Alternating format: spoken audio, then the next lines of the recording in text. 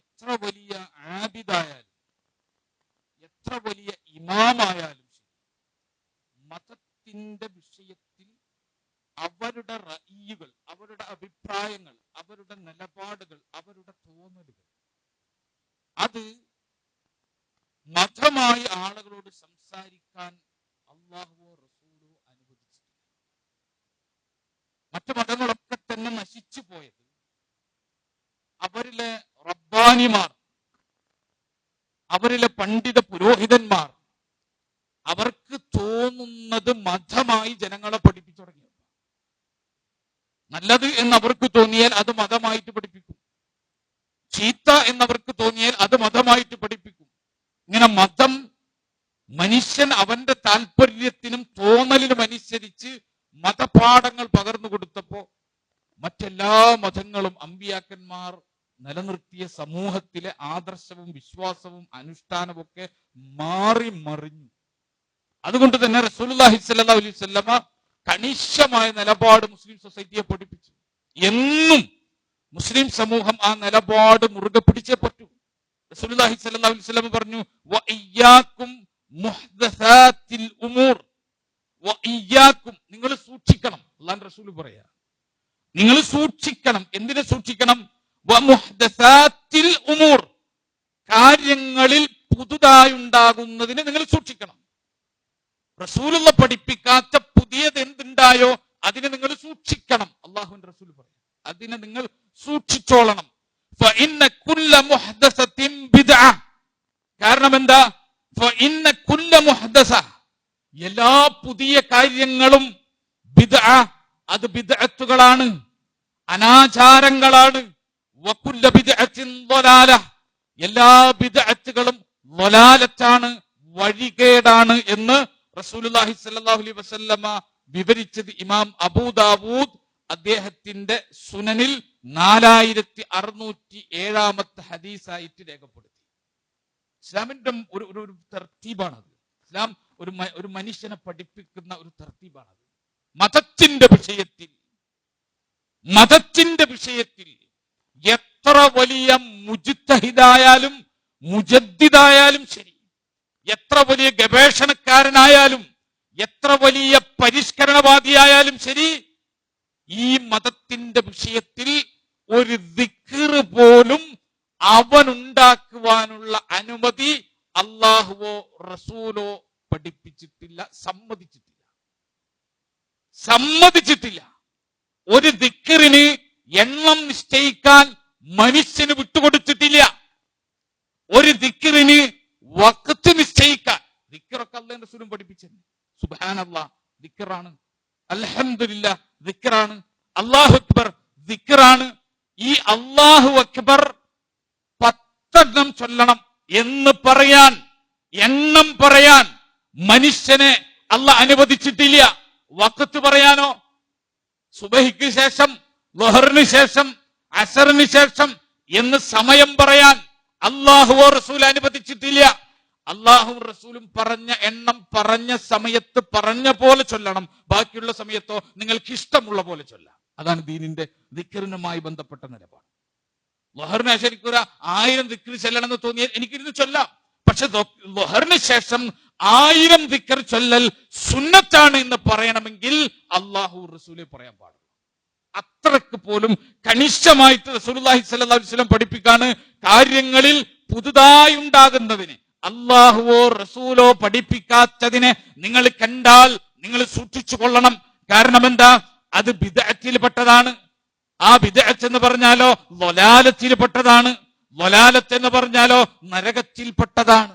ഇതാണ് റസൂലുള്ളാഹി സ്വല്ലല്ലാഹു അലൈഹി വസല്ലം പഠിപ്പിച്ചത്. അതുകൊണ്ട് ഒരു കാര്യത്തിലും അല്ലാഹുവും റസൂലും പഠിപ്പിക്കാത്ത ഒന്ന് മുസ്ലിം സമൂഹം കൊണ്ടു നടക്കാൻ പാടില്ല. ഇനിയോ ഖാല റസൂലുള്ളാഹി സ്വല്ലല്ലാഹു അലൈഹി വസല്ലമ, അല്ലാഹുവിന്റെ റസൂൽ പറയുന്നു, മൻ അഹ്ദസ ഫീ അംരിനാ ഹാദാ, നമ്മുടെ ഈ കാര്യത്തിൽ അഥവാ മതത്തിൽ, അതാണ് റസൂൽ പറയാ, നമ്മുടെ ഈ കാര്യത്തിൽ മൻ അഹ്ദസ, ആരെങ്കിലും പുതുതായി ഉണ്ടാക്കിയാൽ, മാ ലൈസ ഫീഹി, ഇതിലില്ലാത്തത്, ഈ ദീനിലില്ലാത്ത കാര്യത്തിൽ ആരെങ്കിലും പുതുതായി ഉണ്ടാക്കി കൊണ്ടുവന്നാൽ ഫഹുവ റദ്ദുൻ, അത് റദ്ദ് ചെയ്യപ്പെടണം. ആരാ പറയുന്നത്? റസൂലുള്ളാഹി സ്വല്ലല്ലാഹു അലൈഹി വസല്ലം. ഒരു വിശ്വാസിന്റെ ബാധ്യതയാണ്. റസൂലുള്ള പഠിപ്പിക്കാത്ത സിസ്റ്റങ്ങൾ, റസൂലുള്ളാഹി സ്വല്ലല്ലാഹു അലൈഹി വസല്ലമ പഠിപ്പിക്കാത്ത ആരാധനകൾ, അവിടുന്ന് ചെയ്തിട്ടില്ലാത്ത അനുഷ്ഠാനങ്ങൾ, ചെയ്യാൻ കൽപ്പിച്ചിട്ടില്ലാത്ത കാര്യങ്ങൾ, ചെയ്യാൻ മൗനാനുവാദം നൽകിയിട്ടില്ലാത്ത കാര്യങ്ങൾ, ഇത്തരം കാര്യങ്ങൾ ആരെങ്കിലും പിൽക്കാലത്ത് കൊണ്ടുവന്നിട്ട് നല്ലതാണ് ചെയ്തോളൂ എന്ന് പറഞ്ഞാൽ ആ കാര്യം എന്താണ് അതിന്റെ അവസ്ഥ? ഫഹുവ റദ്ദുൻ, അത് തള്ളണം. അത് തള്ളിക്കളയണം എന്ന് മാത്രമല്ല, അത് തള്ളിക്കളയാൻ സമൂഹത്തോട് ആവശ്യപ്പെടുക കൂടി ചെയ്യണം. എനിക്കറിയാം അത് അല്ലാഹു റസൂലും പഠിപ്പിച്ചതല്ല, അതുകൊണ്ട് ഞാൻ ചെയ്യുന്നില്ല. എന്നിട്ടോ ഞാൻ മൗനാവലംബിച്ചിരിക്കാണ്, ഞാൻ നിശബ്ദനായിട്ടിരിക്കാണ്. അങ്ങനെ നിശബ്ദനായിട്ടിരിക്കാൻ പാടില്ല. കാരണം എന്താ? അള്ളാഹുവിന്റെ റസൂൽ എത്ര കഠിനമായിട്ടാണ് ബിദ്അത്തുകളെ പറ്റി പഠിപ്പിച്ചത്. അനസ് ഇബ്നു മാലിക് റളിയല്ലാഹു അൻഹു ഖാൽ, അനസ് ഇബ്നു മാലിക് റളിയല്ലാഹു അൻഹു പറയാ, ഖാല റസൂലുള്ളാഹി സ്വല്ലല്ലാഹു അലൈഹി വസല്ലമ, അല്ലാഹുവിന്റെ റസൂൽ പറഞ്ഞു, ഇന്നല്ലാഹ ഹജബ തൗബത അൻ കുല്ലി സാഹിബി ബിദ്അത്തിൻ ഹത്താ യദഅ ബിദ്അതഹു. ഇന്നല്ലാഹ, നിശ്ചയമായിട്ടും അല്ലാഹു ഹജബ തൗബ, തൗബക്ക് മറയിട്ടിരിക്കുകയാണ്, പശ്ചാത്താപത്തിന് മറയിട്ടിരിക്കുകയാണ്. ആരുടെ പശ്ചാത്താപത്തിന്? അൻ കുല്ലി സാഹിബി ബിദ്അ, ബിദ്അത്ത് ചെയ്യുന്ന ആളുകളുടെ, ബിദ്അത്തിന്റെ ആളുകളുടെ തൗബക്ക് മുമ്പിൽ അല്ലാഹ് ഇതാ മറയിട്ടിരിക്കുകയാണ്. ഹത്താ യദഅ ബിദ്അതഹു, അവൻ അവന്റെ ബിദ്അത്ത് ഒഴിവാക്കുന്നത് വരെ എന്ന് ഇമാം തൊബ്രാനി ഉദ്ധരിച്ച ഹദീസ്. നോക്കൂ, റസൂലുള്ളാഹി സ്വല്ലല്ലാഹു അലൈഹി വസല്ലം പഠിപ്പിച്ച എത്ര ഗൗരവമാണ്. ഞാന് എന്റെ തെറ്റ് പടച്ചവനോട്, അള്ളാഹുവെ എന്നോട് പൊറുക്കണേന്ന് പറയണമെങ്കിൽ, എന്റെ പാപം അള്ളാഹുവെ നീ ഒന്ന് പൊറുക്കണേ എന്ന് പറയണമെങ്കിൽ, ആ ഇസ്തിഗ്ഫാർ, ആ തൗബ അള്ളാഹുവിലേക്ക് പോകണമെങ്കിൽ ഞാൻ ആരാകരുത്? സാഹിബ് ബിദ്അത്താകരുത്. എന്ന് പറഞ്ഞാൽ ബിദ്അത്തിന്റെ ആളാകരുത്. ബിദ്അത്തിന്റെ ആളായി കഴിഞ്ഞാൽ എന്റെ തൗബക്ക് അല്ലാഹ് മറയിട്ടിരിക്കാണ്. പടച്ചോൻ അത് കാണൂല, പടച്ചോൻ അത് പരിഗണിക്കില്ല, പടച്ചോൻ അത് ശ്രദ്ധിക്കില്ല, പടച്ചോൻ അത് സ്വീകരിക്കില്ല. ആരുടെ? ബിദ്അത്തിന്റെ ആളുകളുടെ തൗബ. എന്നെ നോക്കൂ, ഈ സമൂഹത്തിന്റെ അവസ്ഥ എന്താ? ഈ സമൂഹം നല്ലതാണ് എന്ന് കരുതിയിട്ടാണ്, നന്മയാണ് എന്ന് കരുതിയിട്ടാണ് ഈ സമൂഹം ഇത് ചെയ്തുകൊണ്ടിരിക്കുന്നത്. അതുകൊണ്ടാണ് പിന്നെ ഇമാം സുഫിയാനു സൗരി റഹിമഹുമുല്ലാ, അദ്ദേഹം ബിദ്അത്തിനെയും ഹറാമിനെയും, അഥവാ മഅസിയത്ത്, പാപങ്ങൾ ഉണ്ടല്ലോ, ബിദ്അത്തും പാപവും തമ്മിലുള്ള വ്യത്യാസത്തെ പറ്റി പിന്നെ സുഫിയാനു സൗരി റളിയല്ലാഹു അൻഹു അദ്ദേഹം പറഞ്ഞത് എന്തറിയോ?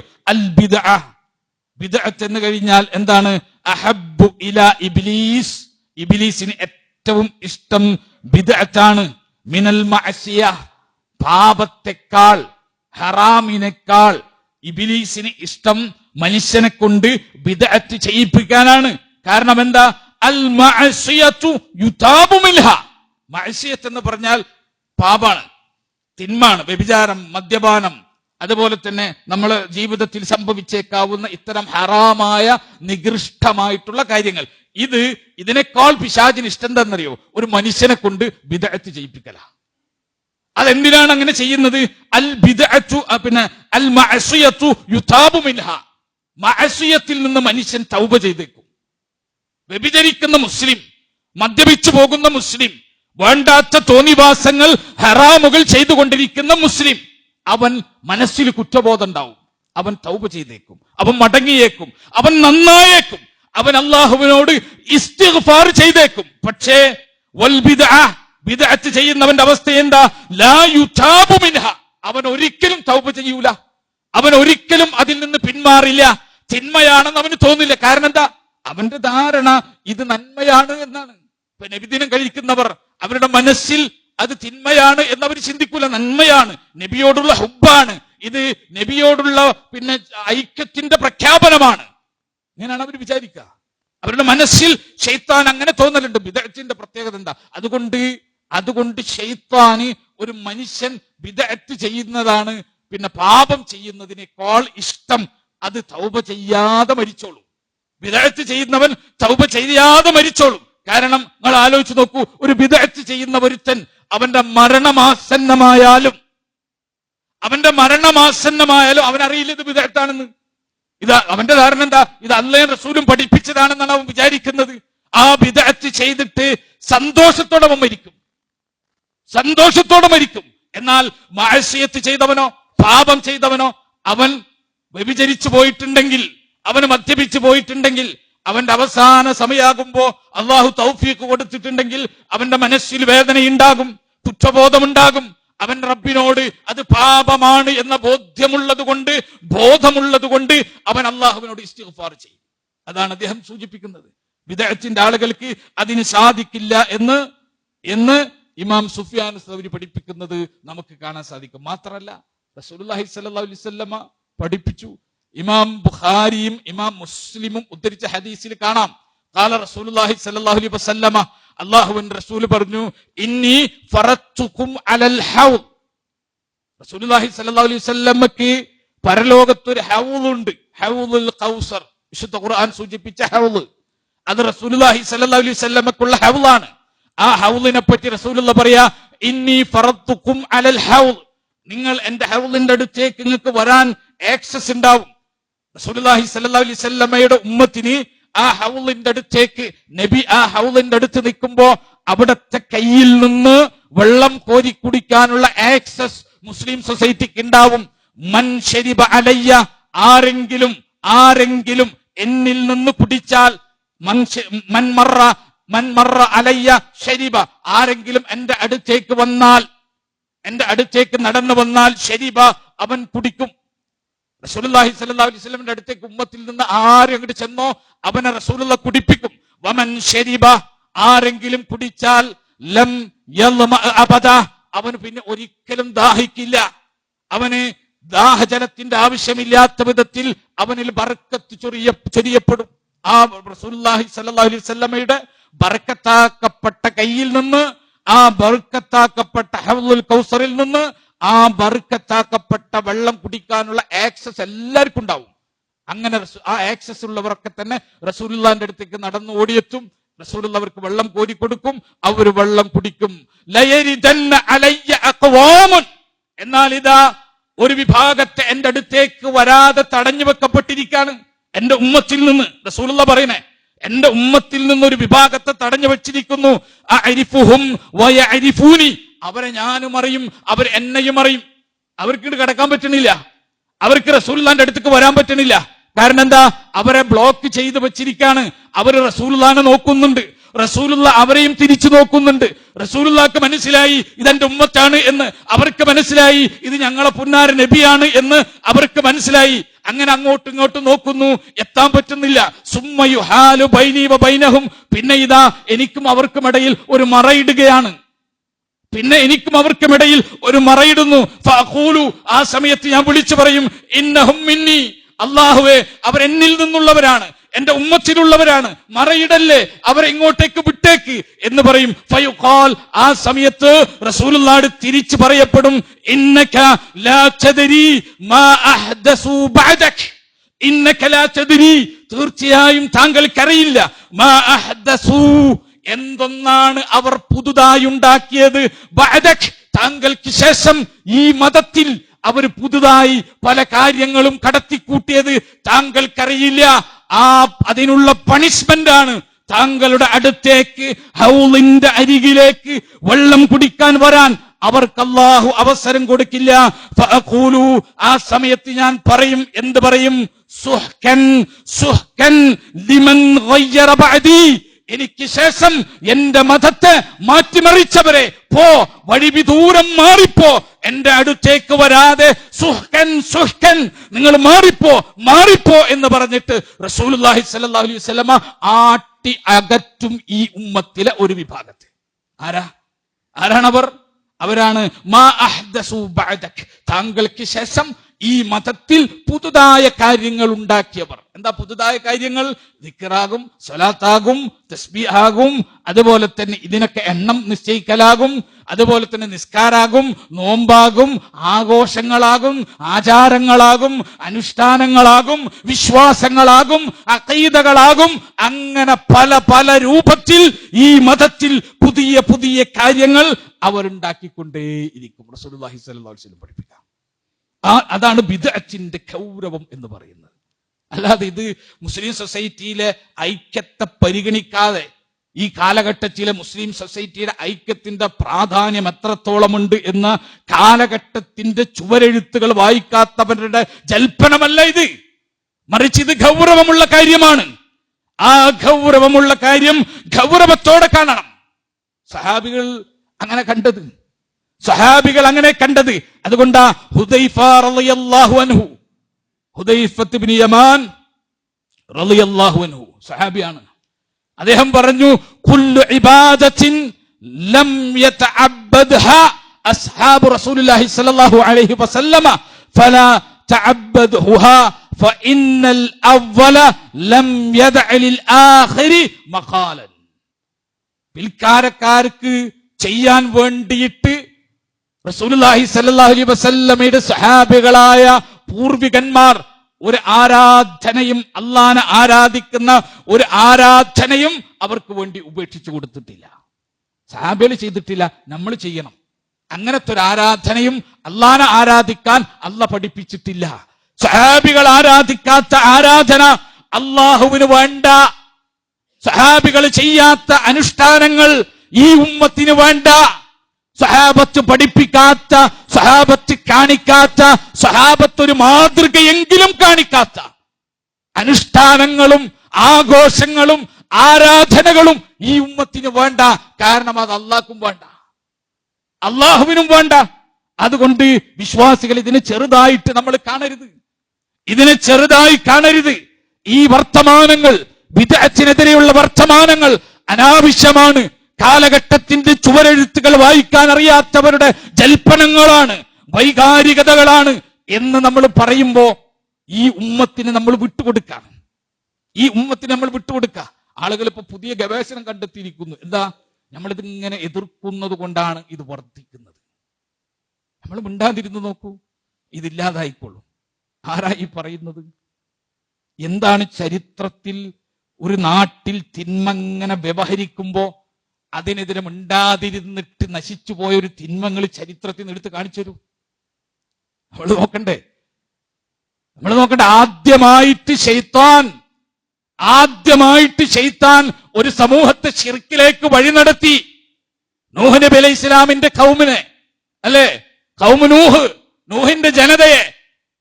എന്നിട്ടാ എന്താ അങ്ങനെ കൊണ്ടുപോയത്? ശൈത്താന് വന്നിട്ട് അവരിൽ മരണപ്പെട്ട മഹാത്മാക്കളുടെ രൂപങ്ങൾ, അസ്നാമുകൾ ഉണ്ടാക്കാൻ പറഞ്ഞു. ആ അസ്നാമുകൾ ഉണ്ടാക്കി അവരുടെ ഓർമ്മക്ക് വേണ്ടി. അവസാനം എന്തായി? ആ തലമുറ പോയപ്പോ അടുത്ത തലമുറയെ കൊണ്ട് ശൈത്താൻ ആ അസ്നാമുകളെ, വിഗ്രഹങ്ങളെ ആരാധിപ്പിച്ചു. ചോദിക്കാൻ ആളുണ്ടായില്ല, മൗനമായിരുന്നോടെ. നിങ്ങൾ കേട്ടിട്ടുണ്ടോ അതിന്റെ ഇടയിൽ ചോദ്യം ചെയ്തവർ? ശൈത്താൻ ഈ അസ്നാം ഉണ്ടാക്കണം, നിങ്ങൾ വദ്ദിനെയും യഊഖിനെയും യഊസിനെയും നസുറിനെയും അതുപോലത്തെ ആളുകളെയൊക്കെ നിങ്ങൾ വിസ്മരിക്കരുത്. നിങ്ങൾ അവരിരുന്ന സ്ഥലങ്ങളിൽ, മജാലിസിനെയും അവരിരുന്ന സ്ഥലങ്ങളിൽ നിങ്ങൾ അസ്നാമുകൾ പണിയുക, അവരുടെ ഓർമ്മക്ക് സ്തൂപങ്ങൾ പണിയുക എന്ന് പറഞ്ഞപ്പോ അത് ചോദ്യം ചെയ്യാൻ ആളുണ്ടായില്ല.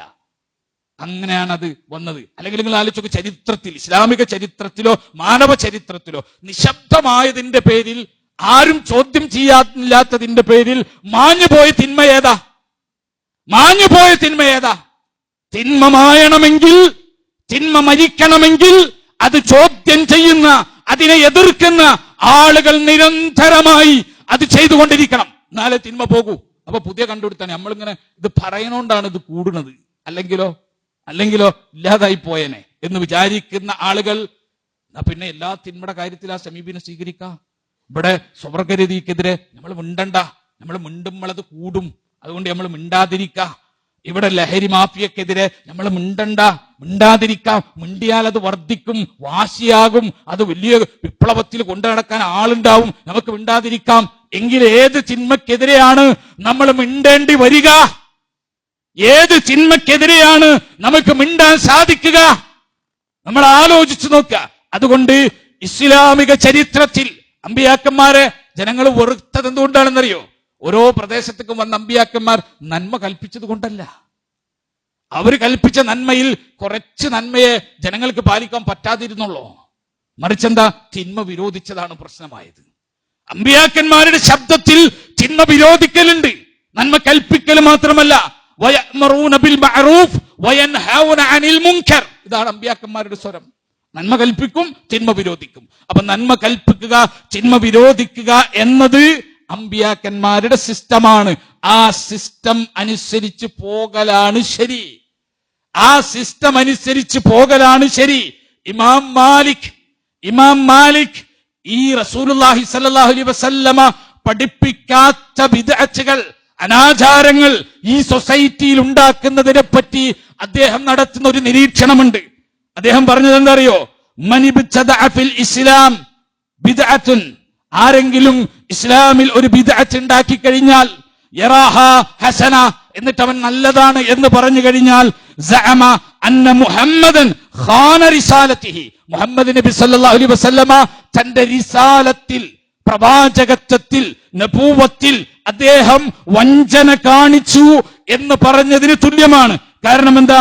ലിഅന്നല്ലാഹ യഖൂൽ, കാരണം അല്ലാഹു പറഞ്ഞു, അൽ യൗമ അക്മൽതു ലക്കും ദീനക്കും, നിങ്ങളുടെ മതം നിങ്ങൾക്ക് പൂർത്തിയാക്കി തന്നു എന്ന് അല്ലാഹു പറഞ്ഞു. എന്നിട്ട് നബി പഠിപ്പിക്കാത്തൊരാചാരം നല്ലതാണെന്ന് പറഞ്ഞാൽ അതാ അള്ളാഹു പറഞ്ഞത്, അതിൽ നബി വഞ്ചന കാണിച്ചിരിക്കുന്നു. നമ്മളെ നബി നല്ലതായ ഒരു കാര്യം പഠിപ്പിക്കാത്തത് കൊണ്ട് നമുക്ക് പുതുതായി കണ്ടെത്തേണ്ടി വന്നിരിക്കുന്നു, റസൂലുള്ളാഹി നമ്മളെ വഞ്ചിച്ചിരിക്കുന്നു എന്ന് പറയുന്നതിന് തുല്യമാണ് എന്ന് ആര് പറഞ്ഞു? ഇമാം മാലിക് പറഞ്ഞു. നിശബ്ദനായിരുന്നില്ല. അല്ലെങ്കിൽ നിങ്ങൾ ആലോചിച്ച് നോക്കിയ ഏത് പണ്ഡിതന്മാരാണ് നിശബ്ദരായിരുന്നത് ബിദ്അത്തുകൾക്കെതിരെ? ഏത് പണ്ഡിതനാണ്?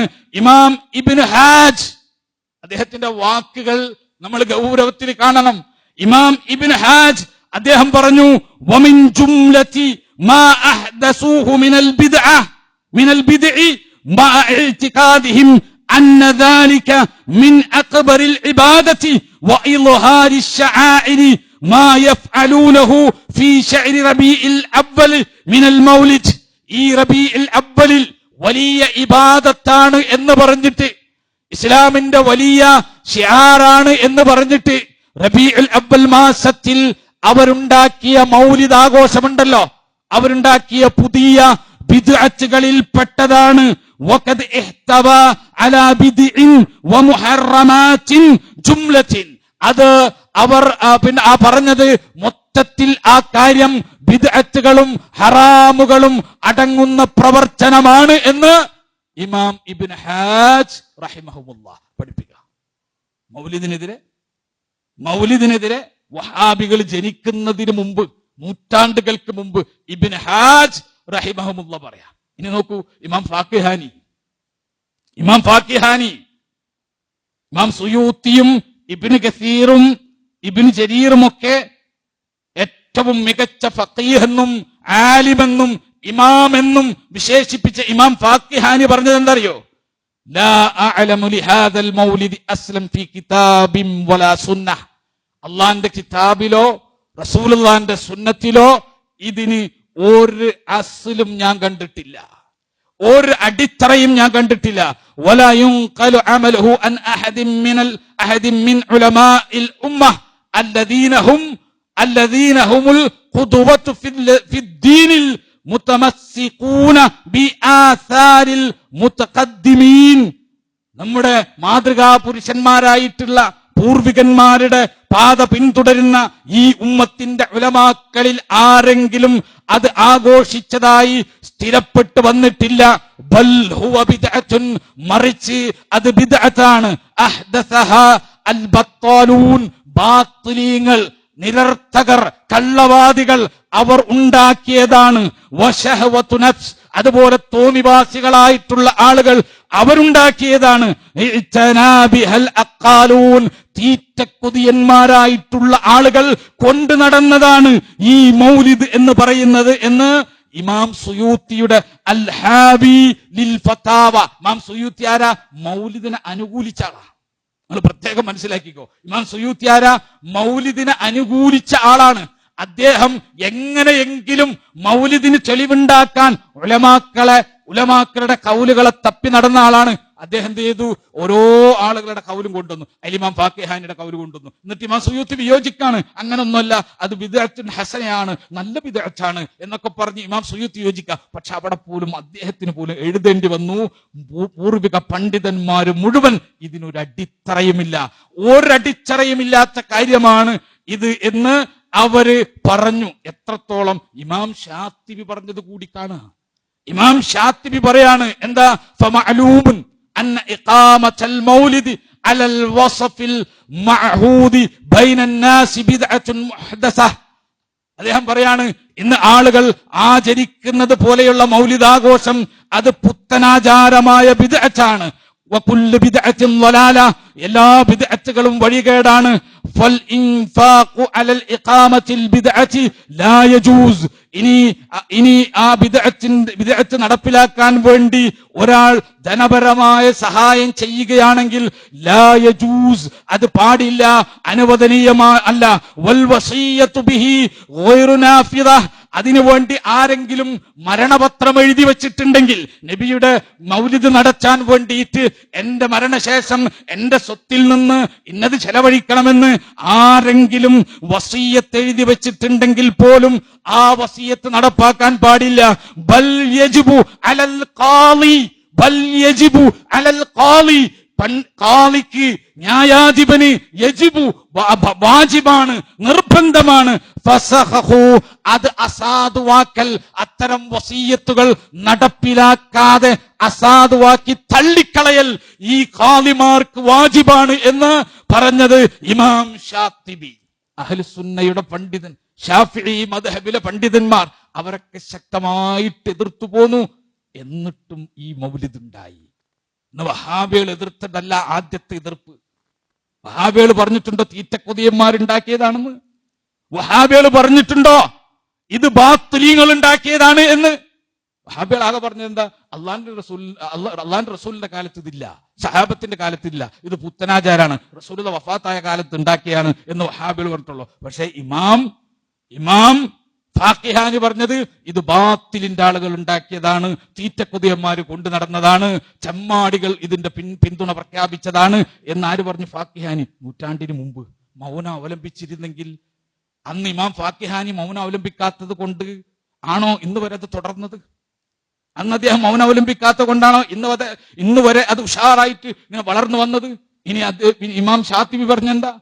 ആരെങ്കിലും അതിന് വസിയത്ത് എഴുതി വെച്ചിട്ടുണ്ടെങ്കിൽ അത് ആ വസിയത്ത് റദ്ദാക്കി കളയലും ഖാളിക്ക് വാജിബാണ്, അതിന് പണം കൊടുക്കല്. അത്ര ശക്തമായിട്ട് ഉലമാക്കൾ പറഞ്ഞു. ഇതൊക്കെ വഹാബി പ്രസ്ഥാനത്തിന്റെ വല്ലിപ്പമാര് ജനിക്കുന്നതിന് മുമ്പ്, നൂറ്റാണ്ടുകൾക്ക് മുൻപ് ഇമാമിയങ്ങൾ പറഞ്ഞത്, ശാഫിഈ മദ്ഹബിലെ ഇമാമിയങ്ങൾ പറഞ്ഞത്.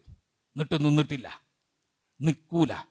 പക്ഷേ നമ്മുടെ ബാധ്യതയുണ്ട്. അള്ളാഹുവും റസൂലും പഠിപ്പിക്കാത്ത കാര്യങ്ങൾ സൊസൈറ്റിയിൽ കാണുമ്പോൾ അതിനെ ശക്തമായി എതിർക്കുക എന്ന ബാധ്യത നമുക്കുണ്ട്. ആ ബാധ്യത നിർവഹിക്കൽ മാത്രമാണ് നമ്മളെ കൊണ്ട് സാധിക്കുക. അതിനിടയിൽ ആരെങ്കിലും കാര്യങ്ങൾ മനസ്സിലാക്കി തിരുത്തി വരുന്നവരുണ്ടെങ്കിൽ അവർക്കൊരു വഴി, ഒരു വെളിച്ചം കൊടുക്കുക എന്നത് മാത്രമാണ് ഇതിനെ എതിർക്കുന്നവർ ഉദ്ദേശിക്കുന്നവർ. റബ്ബ് സുബ്ഹാനഹു വ തആല സ്വാലിഹായ ഉദ്ദേശങ്ങൾ സ്വീകരിക്കുകയും പ്രതിഫലങ്ങൾ നൽകുകയും ചെയ്യുമാറാകട്ടെ.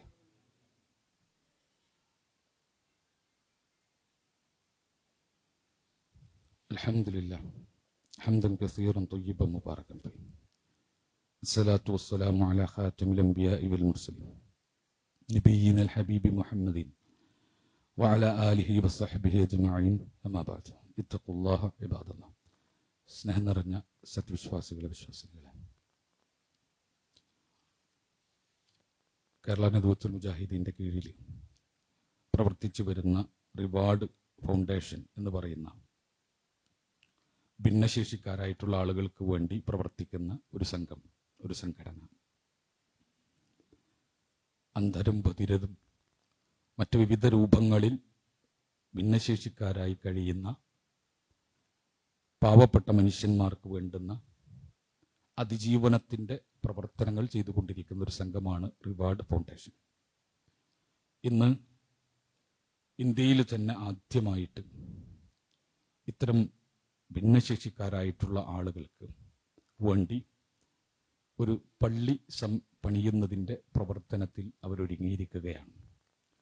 കാലിക്കറ്റ് യൂണിവേഴ്സിറ്റിയുടെ ക്യാമ്പസിന് സമീപം 14 സെന്റ് സ്ഥലത്ത് അതിൻ്റെ നിർമ്മാണം പുരോഗമിച്ചുകൊണ്ടിരിക്കുകയാണ്.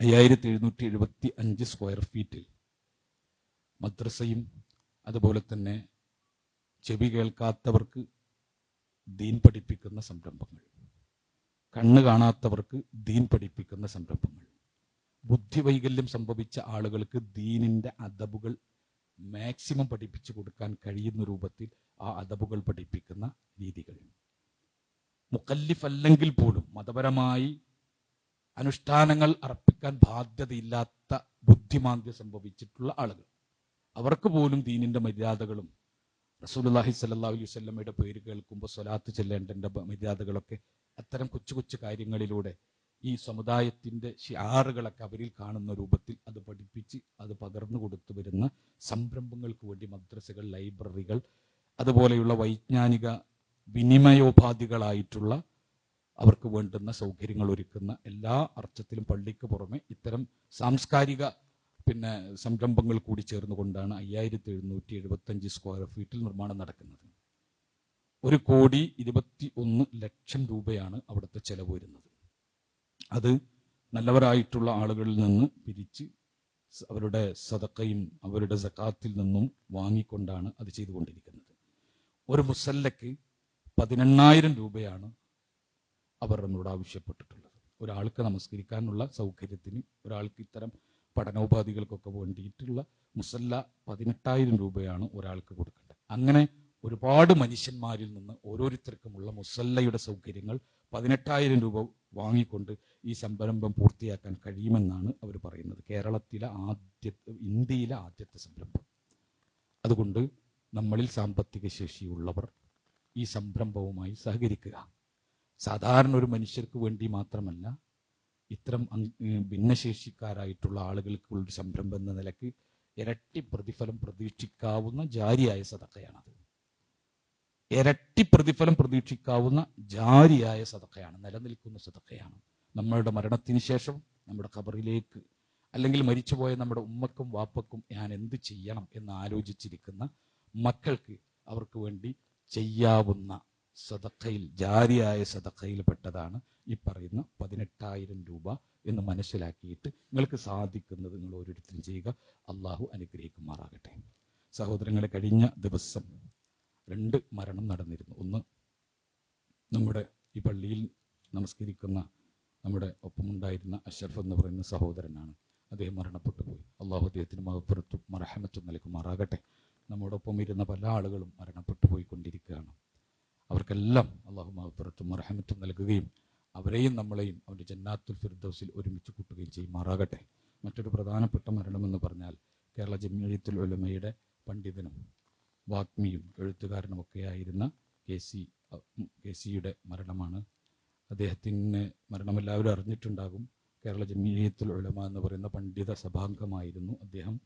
ധാരാളം ഗ്രന്ഥങ്ങൾ എഴുതുകയും വൈജ്ഞാനികമായി ധാരാളം സംഭാവനകൾ അർപ്പിക്കുകയും ചെയ്ത പഴയകാല പ്രതാപയുള്ള പണ്ഡിതന്മാരുടെ ഗണത്തിലെ അപൂർവം ശേഷിച്ച ഗണങ്ങളിലൊന്നായിട്ട് അദ്ദേഹം ഉണ്ടായിരുന്നു. നമ്മിൽ നിന്ന് ഇവിടെ പറഞ്ഞുപോയി. അദ്ദേഹത്തിന് സംഭവിച്ചു പോയ എല്ലാ തെറ്റുകളും പാപങ്ങളും കുറ്റങ്ങളും അള്ളാഹു പുറത്തു മാപ്പാക്കി കൊടുക്കുമാറാകട്ടെ. അദ്ദേഹത്തിന് ചെയ്ത സേവനങ്ങളുടെ പോരായ്മകൾ പരിഹരിച്ചുകൊണ്ട് അത് അമല സ്വാലിഹാത്തായി അള്ളാഹു സ്വീകരിക്കുമാറാകട്ടെ. അദ്ദേഹത്തിൻ്റെ വരികൾ, അദ്ദേഹത്തിൻ്റെ പ്രഭാഷണങ്ങൾ, അദ്ദേഹത്തിൻ്റെ പ്രബോധനങ്ങൾ, അദ്ദേഹത്തിൻ്റെ പ്രബന്ധങ്ങൾ എല്ലാം അള്ളാഹു അമല സ്വാലിഹാത്തായി സ്വീകരിക്കുകയും പകരം സ്വർഗം നൽകുകയും ചെയ്യുമാറാകട്ടെ.